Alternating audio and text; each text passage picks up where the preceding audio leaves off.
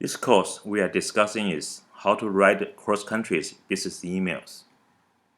And now you have two problems to be solved to hit this goal.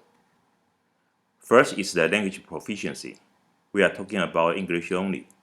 It is important to both email sender and recipient. And don't be surprised, the major issue is from the native English speakers. The second problem is cultural adaptation for different countries. That's also important to both email sender and recipient.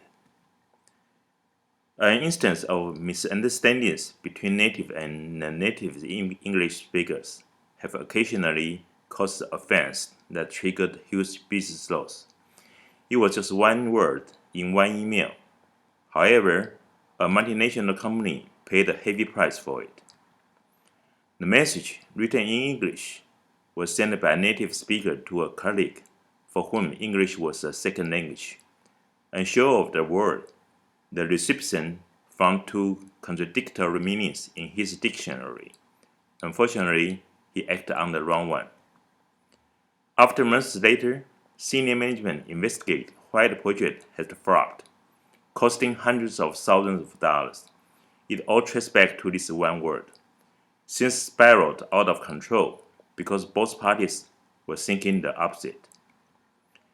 When such misunderstanding happen, it's usually the native speakers who are to blame. Ironically, they are worse at delivering their message than people who speak English as a second or third language. The second problem is about the cultural style. When a Brit reacts to a proposal by saying, "That's interesting," a fair Brit might recognize this as an understatement for "that's rubbish." But other nationalities would take the word interesting on face value. In fact, there are more examples like this. Quite good is the British way of saying something is horrible or disappointing, or maybe you should try again. And when British people inform you that kind of agree with your idea, they don't. So chances are you are going to have to try again. Then talking about efficiency or speaking English. It's interesting to know that business meetings held in English appear to actually run more smoothly in the absence of native English speakers. But often you have a ballroom full of people from different countries communicating in English and all understanding each other. And then suddenly the American or Brit walks into the room and nobody can understand them. You're asking why? This is because native speakers are generally poor at making themselves understood, often underestimating the complexities of language and using colloquialism, slang, and culture-specific references, while the native speakers communicate more purposefully and carefully with simpler vocabulary and expressions. In fact, the native English speaker is the only one who might not feel the need to accommodate or adapt to the others. Therefore, respect your target audience with clear communication is very important, especially in business emails.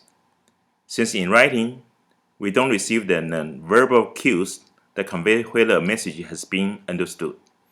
So it's entirely the responsibility of the content provider to eliminate ambiguity. Then talking about the solutions. The solution to problem 1 is using plain English, especially for native English speakers. Plain English is a message written with the reader in mind and with the right tone of voice that's clear and concise. Whilst plain English is not about dumbing down your email message, it's about making things clear. It gets rid of jargon and clutter. It makes the text clean so that it sparkles. And its advantages are fast to write, faster to read, and get your message across in an easier and friendlier way. In fact, the aerospace industry was an early adopter of simplified technical English, used a controlled vocabulary, and established rules to minimize misunderstandings.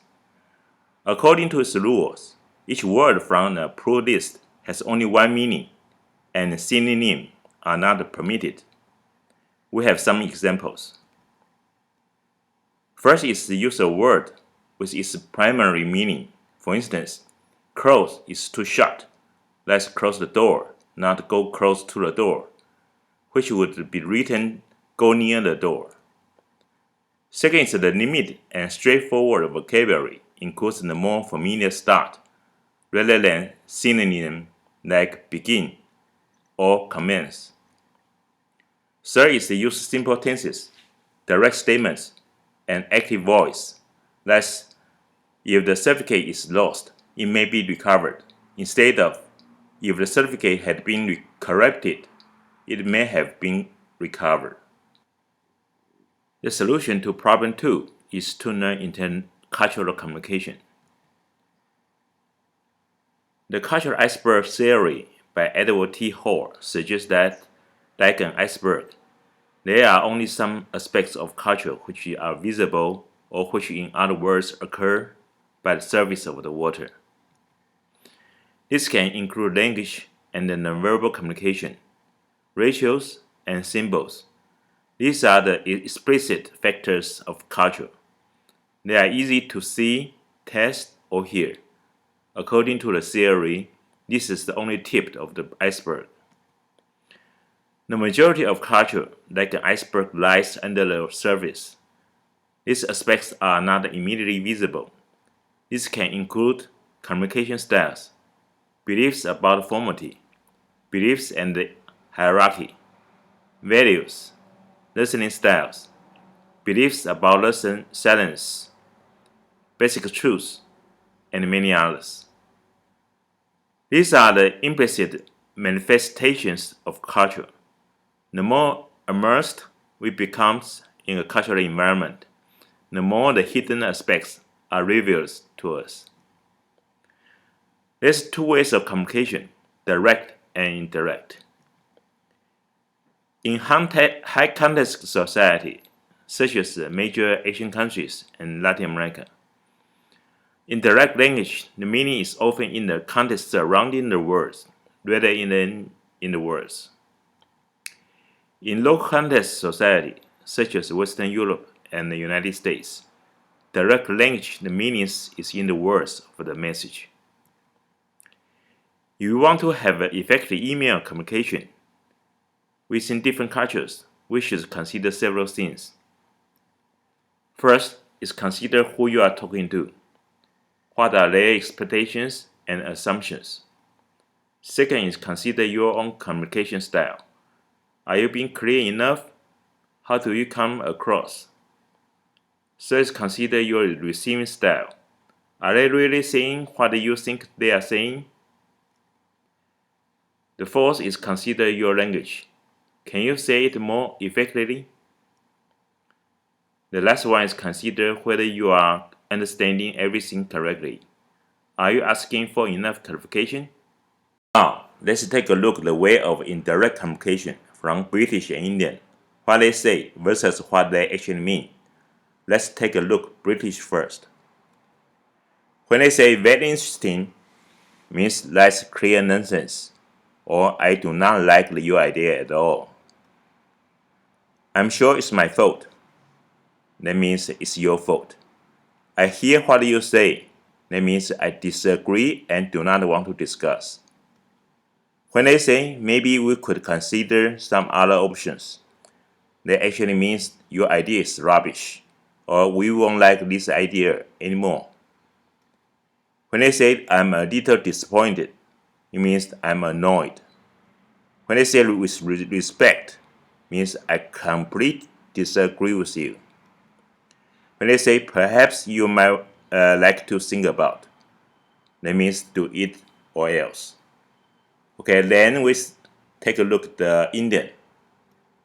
When they say that we are working hard on this, it means it may not be on schedule. We need help. When they say it turned out to be quite a big job, didn't it? It means I'm afraid we face some difficulties. Support is needed. When they said I need to ask my team and get back to you, means that it's not possible. It's no way. When they say yes, that means I heard what you said. When they say, can we talk about this another time? It means I'm not ready yet. When they say to make it tomorrow, to repeat what you say, I'm not sure. What do you think? It means no. Now you get it. When we have the problem of native versus non-native English speaker, the solution is to use plain English. When we have problem of cultural adaptation, the solution is to adopt intercultural communication. So what's next? We need to start to learn how to write plain English.